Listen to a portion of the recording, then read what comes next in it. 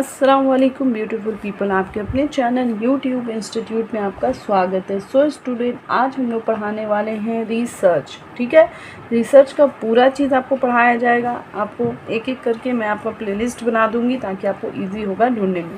तो चलिए स्टूडेंट, आज हम लोग स्टार्ट करते हैं रिसर्च। रिसर्च को हम लोग समझने से पहले हम लोग समझेंगे रिसर्च आखिर दो वर्ड से बना हुआ है, मतलब इसका सारी चीज़, अब बेसिक चीज़ आज हम लोग यहाँ पे पढ़ेंगे। ठीक है, रिसर्च होता क्या है। रिसर्च से आप लोग क्या समझते हैं कि रिसर्च, ठीक है, ये दो वर्ड से मिलकर बना है। एक होता है हमारा री मतलब फिर से, और सर्च करना मतलब कोई चीज़ को ढूंढना।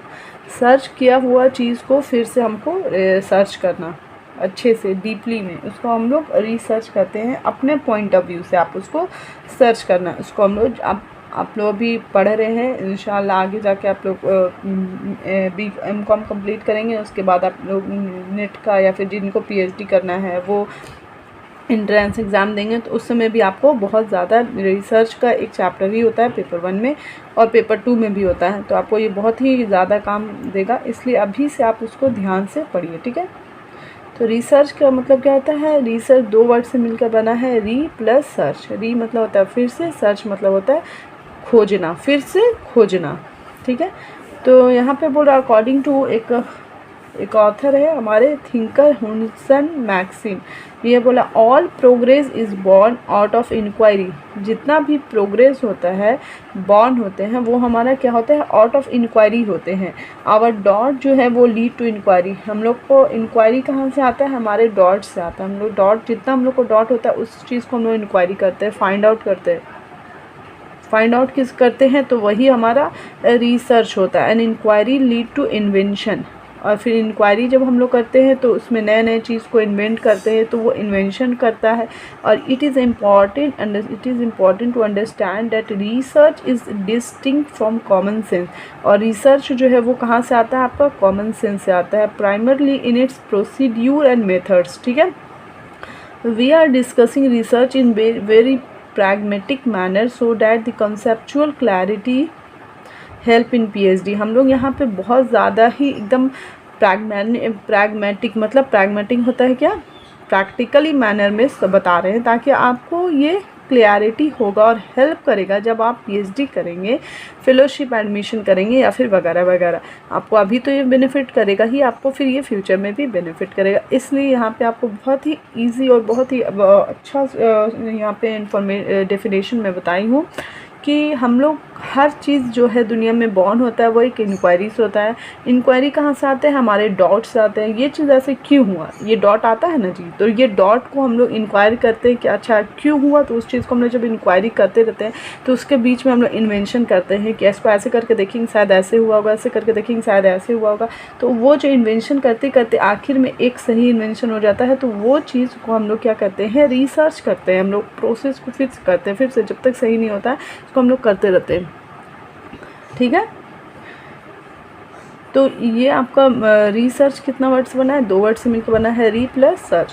आपको यहाँ तक आई होप समझ में आया होगा। और भी बहुत सारे इसका डीपली इन्फॉर्मेशन है, जैसे we acquire knowledge from a various source. हम लोग बहुत सारे सोर्स से नॉलेज को एक्वायर करते हैं, उसके बाद हम लोग प्रोसेस ऑफ नॉलेज को एक्विजिशन करते हैं, एंड उसके बाद has become increasing rapid. There are 5 fundamental methods of gradually evolve into research oriented approaches। 5 method होता है जिसमें हम लोग रिसर्च को ओरिएंटेड करते हैं, स्टार्ट करते हैं। तो आपका ये हमारा initial method of gaining knowledge. हम लोग अपने अंदर से जब नॉलेज गेन करते हैं, जैसे कि कुछ हम काम किए, उससे मेरा गट फीलिंग क्या आया, उस चीज़ को जब हम लोग, अब मेरा इमोशन क्या है, तो वो चीज़ जो आता है ना, उससे हम लोग रिसर्च करते हैं। ठीक है, जैसे आप एक बुक पढ़ते हैं, जैसे आइंस्टाइन को एप्पल गिरा तो उसका जो गट फीलिंग आया था कि क्यों आखिर एप्पल ऊपर से नीचे गिरा, तो वो चीज़ पे रिसर्च किए, तो वो कहाँ से आया, उनका गट फीलिंग से आया, किसी का इमोशन से होता है। तो इसी तरीके से ये रिसर्च करने का एक प्रोसेस बता रहे हैं। ठीक है ना, उसके बाद दूसरा होता है अथॉरिटी, होता है एक्सेप्टिंग न्यू आइडियाज़ को जब हम लोग एक्सेप्ट करते हैं based on the endorsement of authoritative figures, उससे भी होता है। दूसरा है रेशनलिज्म, जब हम लोग यूटिलाइज करते हैं लॉजिक को एंड रीजनिंग करते हैं, गेन न्यू इंसाइट। ठीक ठीक है। न्यू इंसाइट, अंदर से जब हम लोग का न्यू इंसाइट जो हमारा निकलता है और हम लोग लॉजिक को, रीजनिंग को जब समझते हैं तब। Acquiring knowledge through direct observation, किसी के हम लोग डायरेक्ट ऑब्जर्वेशन से भी हम लोग नॉलेज एक्सेप्ट करते हैं। जैसे कि आप डायरेक्ट टीचर को देख के सीखते हैं, या फिर आपका कोई फेवरेट हीरो हीरोइन है, या फिर आप कुछ भी खाना बनाना सीखते हैं यूट्यूब से, तो वो डायरेक्ट करने हम लोग नॉलेज को गेन करते हैं। साइंटिफिक मेथड हो गया एक। This scientific process involve collecting and evaluating evidence to test ideas and answers question. Systematic method क्या होता है? ये एक सिस्टमेटिक प्रोसेस होता है जिसमें हम लोग डाटा को पहले कलेक्ट करते हैं, फिर उसको इवैल्यूएट करते हैं और उसको टेस्ट करते हैं आइडियाज़ को, उसके बाद हम लोग को आंसर्स मिलते हैं। तो ये the purest form of the scientific method is known as deduction. और प्योरेस्ट फॉर्म क्या होता है? एक साइंटिफिक मेथड का एक मेथड होता है डिडक्शन। मैं इसको आगे डिस्कस करूँगी। अगर अभी मैं आपको बता दूँ तो आपको समझ में नहीं आएगा। करके हम लोग चल रहे हैं, धीरे धीरे करके हम लोग चल रहे हैं, धीरे धीरे करके ये एक यूनिट कंप्लीट करके फिर हम लोग दूसरे यूनिट में आप लोग चलेंगे, ठीक है।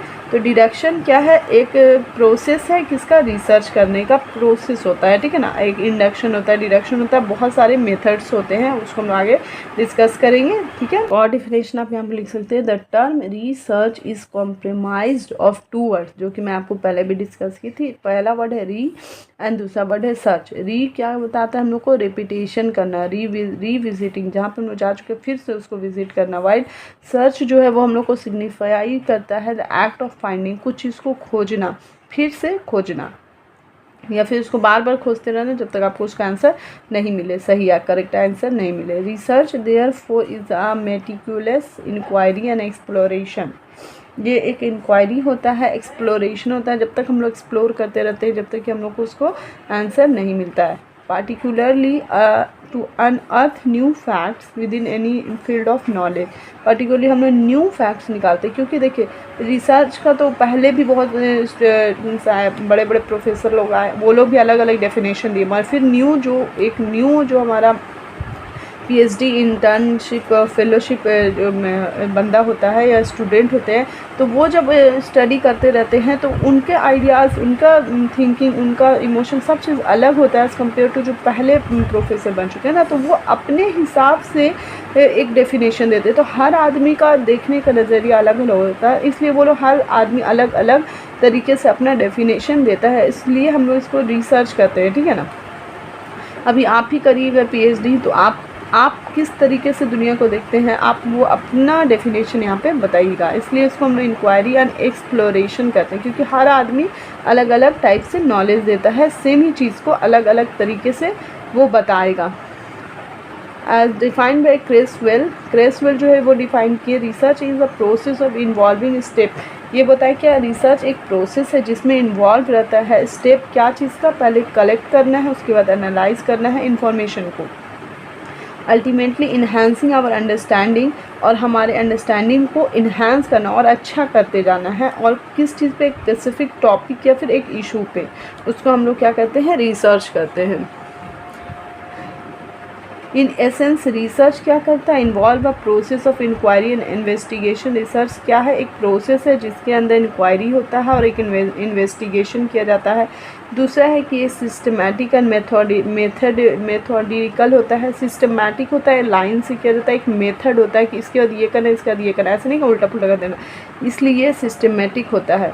एक्सपैंड होता है, हमारे नॉलेज को और बड़ा करता है, बड़ा करते जाता है, मतलब इसमें कभी कमी नहीं आएगा, आपको हमेशा हर बार नए नए चीज़ को जानने को मौका मिलेगा। एक सेम ही चीज़ पे नए नए तरह का आपको डेफिनेशन, नए नए तरह का आइडियाज़, नए नए तरह का फिलोसफीज़ मिलेगा, क्योंकि हम लोग उसको बार बार इंक्वायरी करते, बार बार रिसर्च करते। इसलिए क्या बोल रहा है? अकॉर्डिंग टू हिम, हम लोग रिसर्च का जो वर्ड है वो रिसर्च कहाँ से आया, तो यहाँ पे हम लोग का की कंपोनेंट दिया हुआ है।